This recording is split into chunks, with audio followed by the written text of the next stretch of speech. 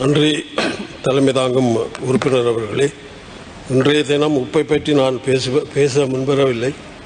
அதைவிட எனது இனத்தின் இருப்பை தக்க வைக்கின்ற ஒரு போராட்டமாக இன்றைக்கு இந்த நிலங்கள் அபகரிக்கின்ற சூழல் ஏற்பட்டிருக்கிறது. பொதுவாக பத்திரிகைகளை பார்த்தால் ஒவ்வொரு நாளும் ஒவ்வொரு இடத்தில் அது நேவியாக இருக்கலாம், போலீஸாக இருக்கலாம், முப்படைகளாக இருக்கலாம், இந்த நிலங்களை அபகரிக்கின்ற ஒரு செயல்பாட்டை செய்து வருகிறார். அண்மையிலே 600 ஏக்கர் மகாவலி வலயம் என்று வடிவத்தகல் வவுனியாவில் அது காடு அழிக்கப்பட்டிருக்கிறது. ஆனால் அது தெரிய வந்த பிறகு எல்லோரும் செல்லுகிறோம், பார்க்கிறோம், இது தவறென்று கூக்குரல் இடுகிறோம், அரசு தரப்பும் வந்து பார்க்கிறது. ஆனால் அது வெறும் வெட்டு பேச்சாக பேப்பரிலே வர வேண்டும் என்பதற்காக சொல்லப்படுகின்ற கதையா என்பதை நான் இங்கு கேட்க விரும்புகின்றேன். அபிவிருத்தி என்பதை மையமாக வைத்து செயல்படுகின்ற அரசாங்கம்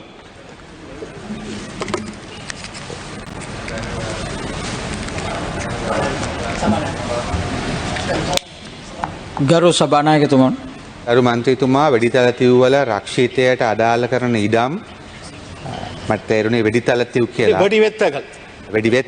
වෙඩිතලතිව්වල රීගැසට් කරන්න තීන්දුව කළා ඊයේ කැබිනට් එක ෆොරස්ට් එකක් විදියට ඒක අර ඉස්සෝ වගාවකට මම හිතන්නේ පසුගිය ආණ්ඩුව අරන් තිබුණා.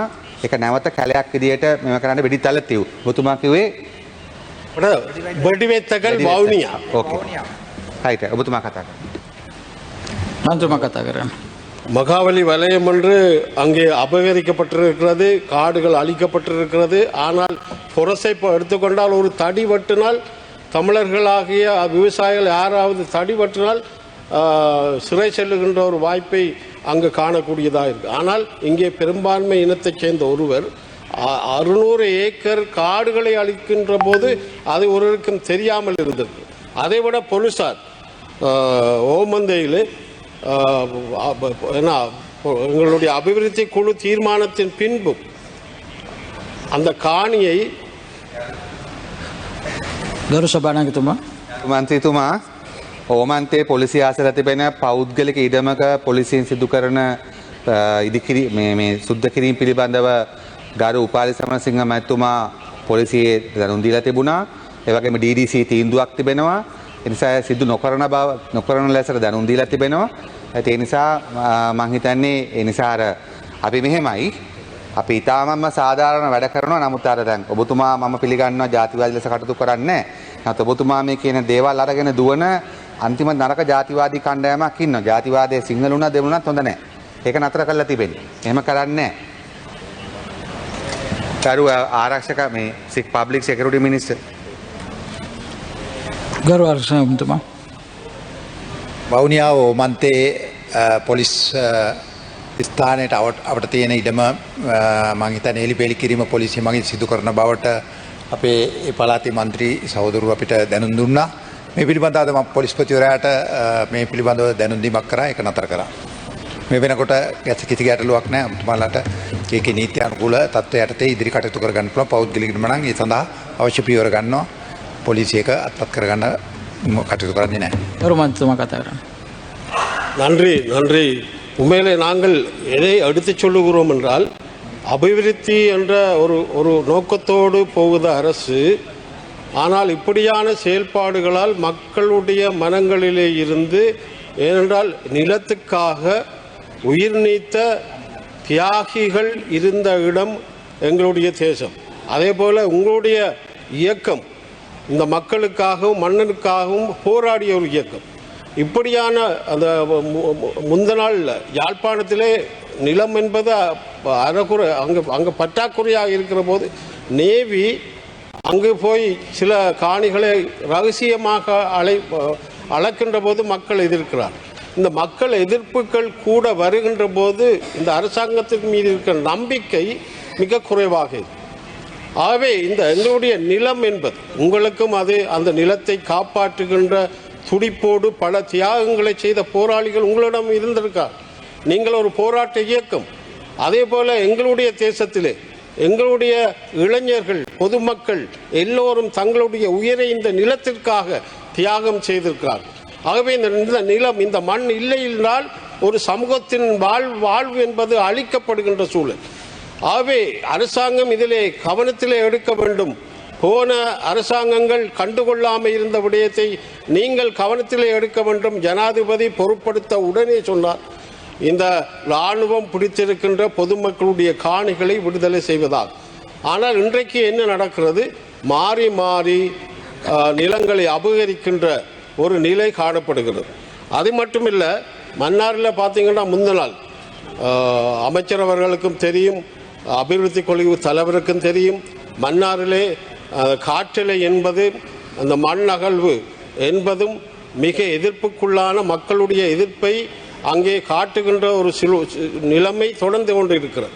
முந்தின நாள் என்ன நடக்கிறது என்றால், எங்களுடைய மன்னார் நகரப்புற எங்களுடைய கிராமங்களிலே போய் ஓட்டை போட்டு மண்ணை டெஸ்ட் பண்ணுகின்ற ஒரு சூழல் யாருக்குமே அறிவிக்காமல் செய்கிறார்.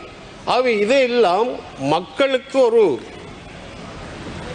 ගරු මන්ත්‍රීතුමා පුතුමාගේ කාලය අවසන්. ගරු සභානායකතුමා තුමගේ වෙලා ගත්ත නිසා මේ අපි කතා කරපලා අපෙන් අඩු කරන්න. ගරු මන්ත්‍රීතුමා වැඩිවැත්තකණි වල ඒ අක්කර 600ක් නෙමෙයි අක්කර 40 ගණනක් ඩෝස කරලා තිබෙනවා. ඒ හිටපු මන්ත්‍රීවරයෙක් ඔය පොදුජන පෙරමුණේ ඔහුට විරුද්ධව මහවැලි අධිකාරියෙන් නඩු දාලා තියෙනවා. අද නඩුව ඒ නිසා ආණ්ඩුවක සම්බන්ධයක් නැහැ, කරලා තියෙනෙත් වෙන කට්ටියක්. ඊට විරුද්ධව මහවැලි අධිකාරිය නඩු දාලා තියෙනවා. ජගදීශන මන්ත්‍රීතුමාට මම දැන් කතා කරා. එතුමිය කිලෝමීටර් 6ක් කැලේ ඇතුලේ ගිහිලා තන බලලා තිබුණා. ඒ නිසා අපි ප්‍රතිපත්ති කරනවා. හරියට. ඊළඟ நன்றி. ஆனாலும் இந்த மகாவலி அபிவிருத்தி வலயம் என்பது பல ஏக்கர் காணிகளை அபகரிக்கின்ற நிலை அங்கே நெடுங்கணி பிரதேசத்திலே இருக்கிறது என்பதை நான் குறிப்பிட விரும்புகின்றேன். நேரம் போதாத காரணத்தால் நான் தொடர்ந்து பேச முடியாமல் இருக்கிறது. என்னை பொறுத்தமட்டிலே மன்னாரிலே நீங்கள் டூரிசம், அதாவது அது வளரக்கூடிய, அதை ஏற்படுத்தக்கூடிய பல இடங்கள் இருக்கிறது. ஆகவே இந்த பிரதேச சபை, நகர சபைகளின் ஊடாக எங்களுடைய மன்னார் பெரிய சர்வீஸ், இந்தியா பெரிய சர்வீஸ் அமைச்சரவர்கள் இருக்கிறார்கள். அதில் அதை கவனத்தில் எடுத்து செய்தீர்கள் என்றால் இந்த பொருளாதார முன்னேற்றம் என்பது தாராளமாக கிடைக்கும். ஆகவே தலைமன்னார் ராமேஸ்வரம் பெரிய சர்வீஸை தொடங்க வேண்டும். பல இடங்கள் இன்றைக்கு பறவைகள், வெளிநாட்டிலிருந்து வந்த பறவைகள் அங்கே மன்னாரிலே தான் தங்குகின்ற வாய்ப்பு இருக்கிறது.